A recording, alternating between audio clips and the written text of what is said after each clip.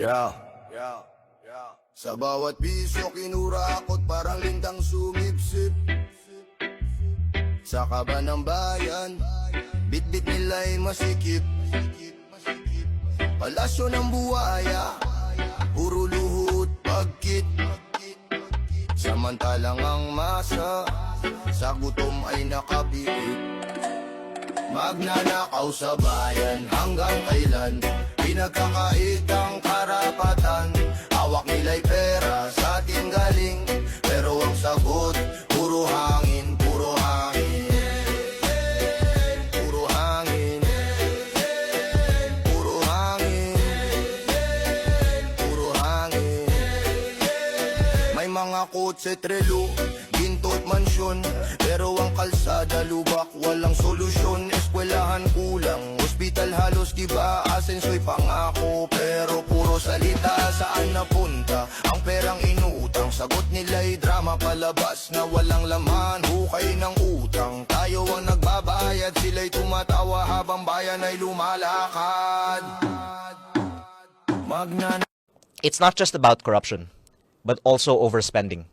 Even if there is no corruption, for example, in Ayuda, even if it all goes to the people, we can no longer afford it. And it's sad that we used the window that we had to increase government spending on something that didn't have The a reason long-term why return. there's a classroom shortage in this country, if I can put it so bluntly, is because there are almost no kickbacks in classrooms. There is higher propensity to do substandard work on, for example, the thickness of an asphalting project than on a 3-story This classroom building. document, that has been shown to me looks familiar to me, Your Honor.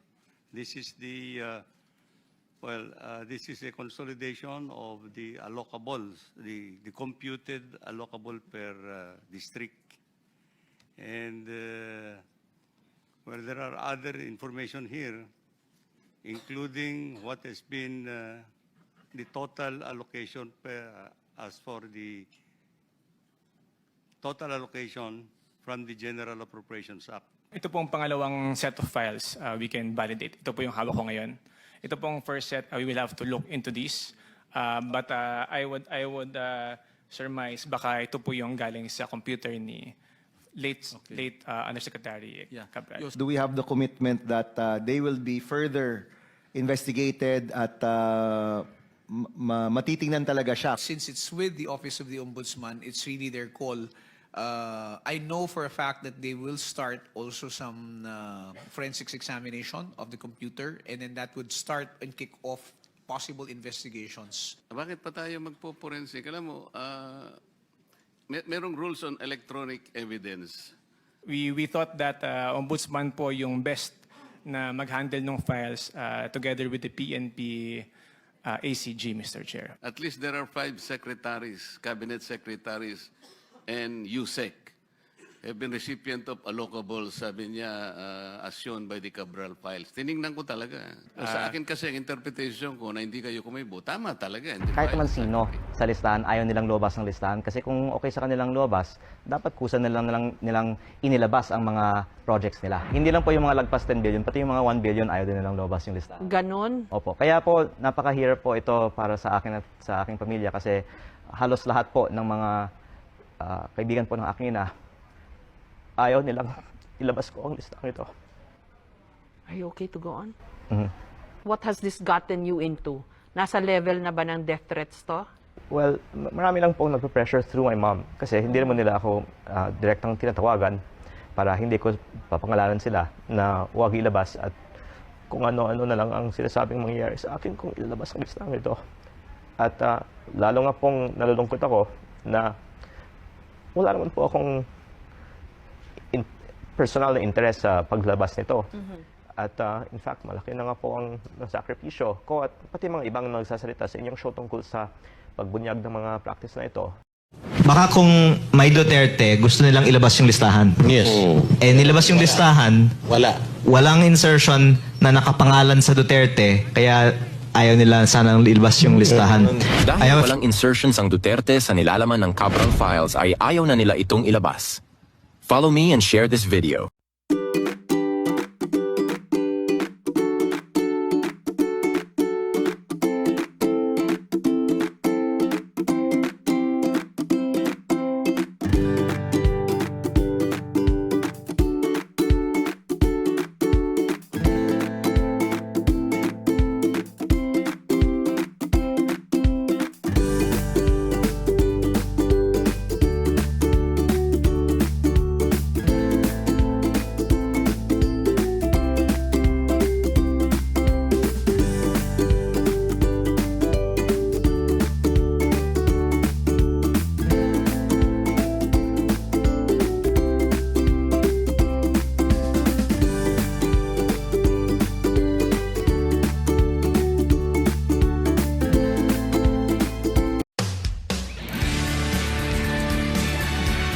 Ang pagboto ninyo sa tambalan ng Marcos Duterte, kayo ay bumoboto sa ating pagkakaisa. Sama-sama po tayong pabangon muli. Unang hakbang napakaganda, kaya puso namin namangha dahil sa mga pangako niya para sa ating bansa. Sabi niya kanyang ipagpapatuloy mga hakbang ni Tatay Digong, kaya tinulungan namin siya o libre pa. Hindi namin kayo bibiguin. Katagalan nagbago ang kanyang kulay, kulang ngayon siya na'y dilaw. Oh my God, what's going on right now? Sinungaling pala. Oh, nabudol kami sa'yo. Oh, nabudol kami sa'yo. O nagsisisi kami, bakit ikaw ang binoto? O ito pala ang gagawin mo sa amin? Dito na naawa sa'yo, tumulong sa'yo, sumuporta sa'yo. Oh, oh, oh, oh.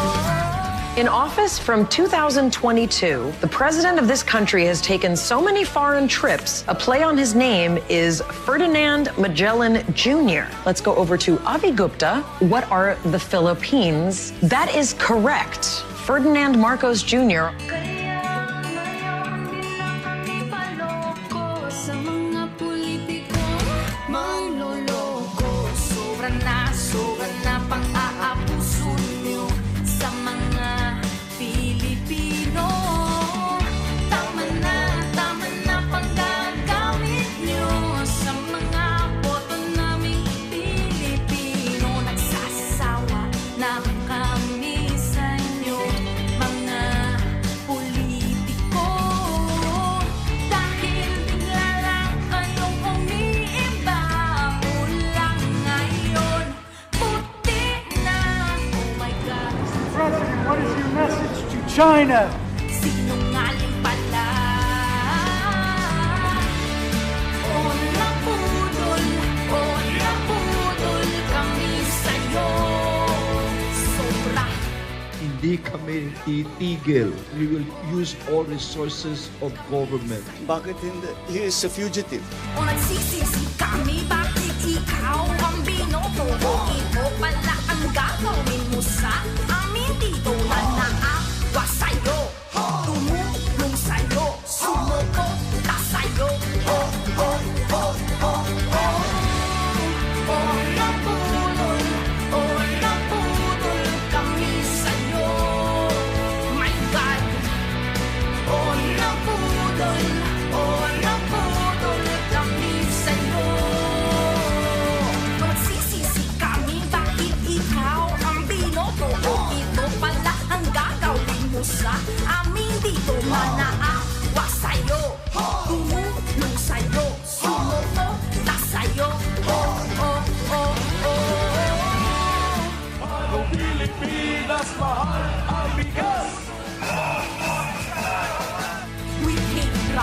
palapit na tayo sa aking pangarap na mag 20 pesos.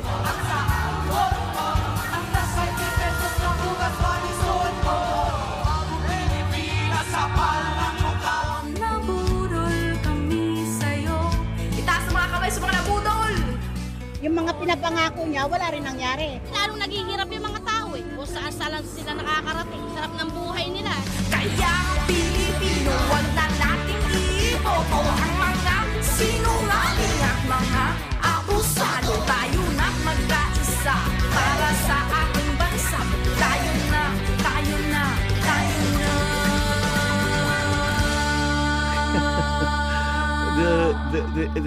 The narrative. May I just ask you why that's funny? Where that? Why that's funny?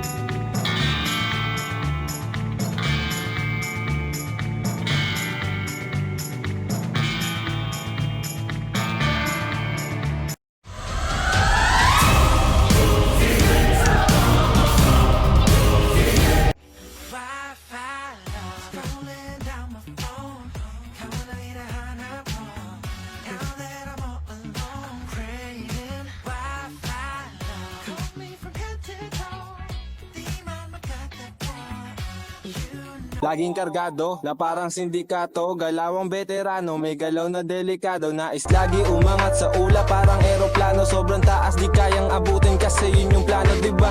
Simpleng tao, aral mula kay Glock 9. Init ng linya, grabe tawag sa akin hotline. Pag bumaba ang tropa lahat nakagang sign, maskara parang mankind, tutong gamit carbine.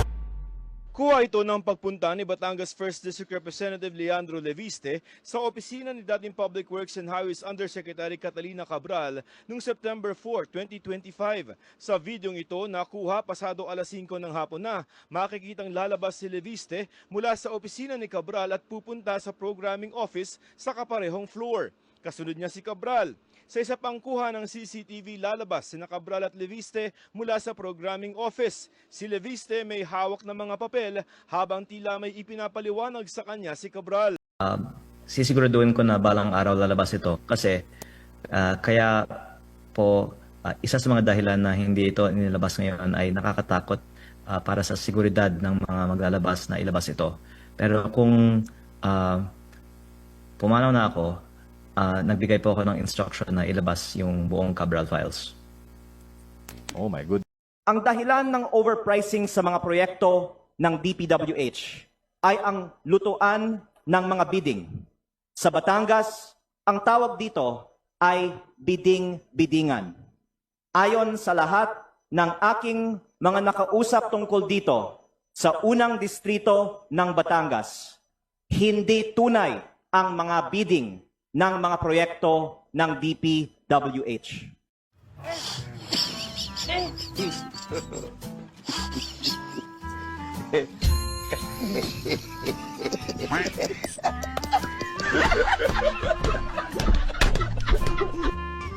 Teknologia! Teknologia!